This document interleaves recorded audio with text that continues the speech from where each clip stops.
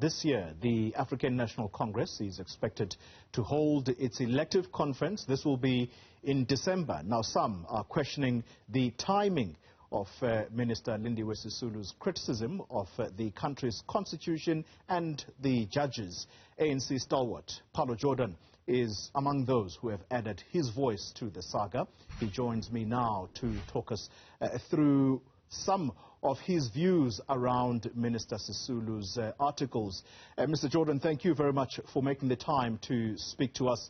You're questioning the timing of Minister Sisulu's critique of the constitution and the judges of our country. What should we make of the context and motive of her articles?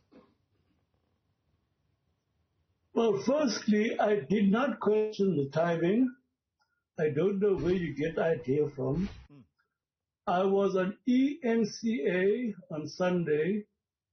I did not mention the timing or say anything about the timing.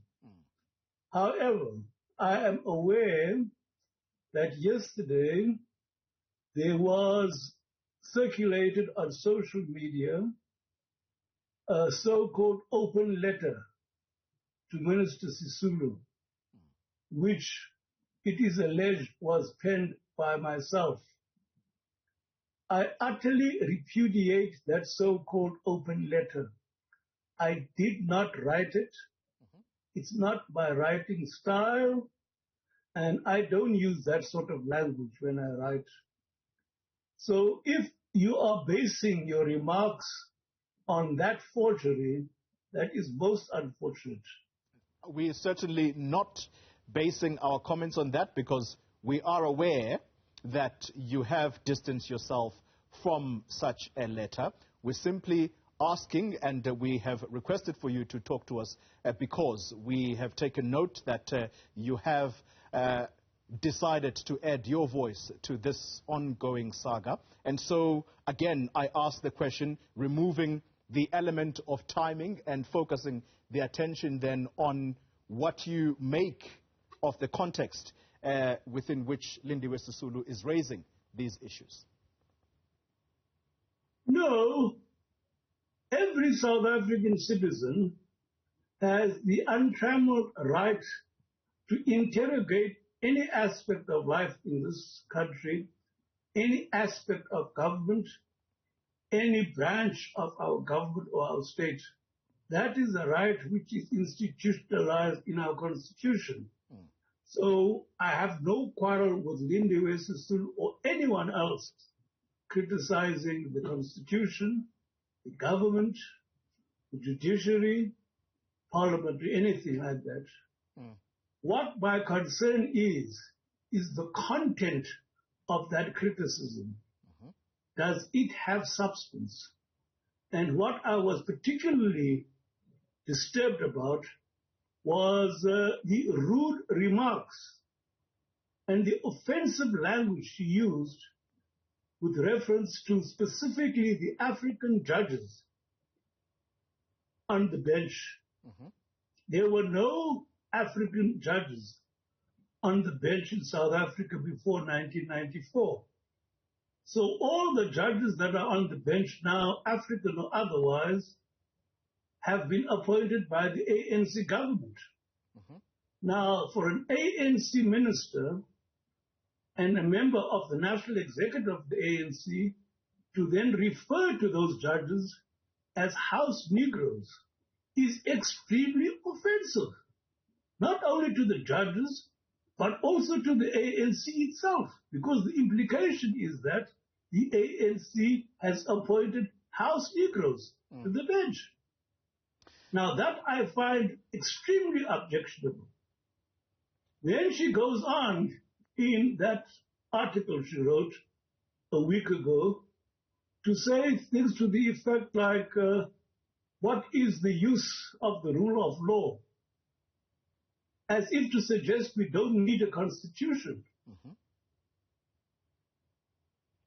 People claim that last year when she spoke before Nadal, she raised some issues with respect to the constitution.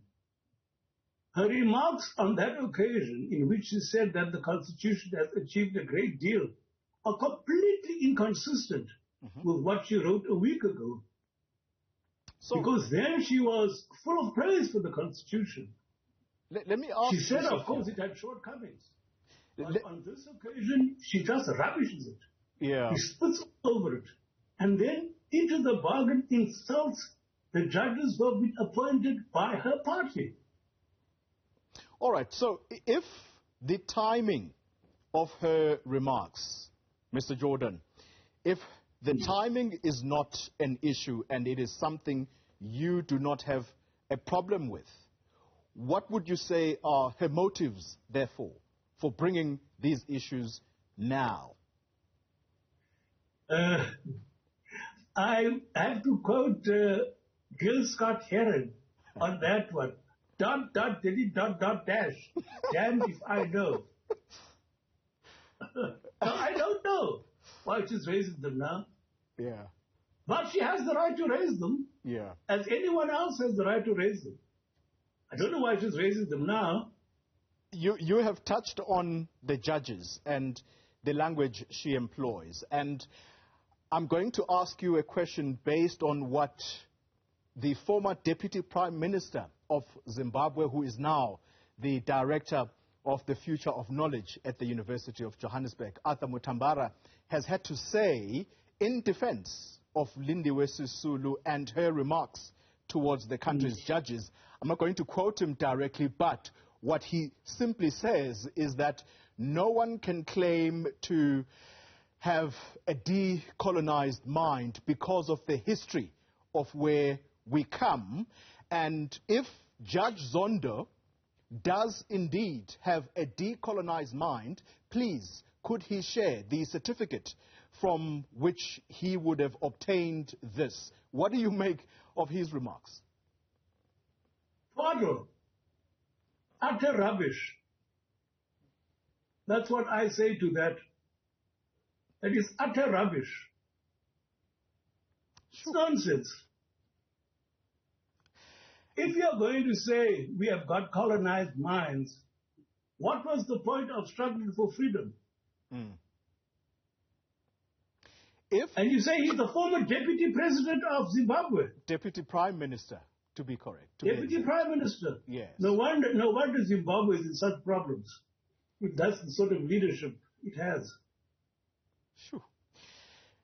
Let's deal with the content. I think you have gone to some detail to deal with it. If we were to put the insults on judges aside, and to a great extent we take away the messenger, does the message have merit at all?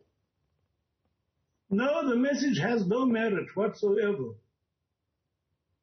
You see, if one is saying that freedom and democracy have not delivered everything that we sought and wanted, that is one thing. But to say that freedom and democracy is responsible for the poverty, for the unemployment, and all the other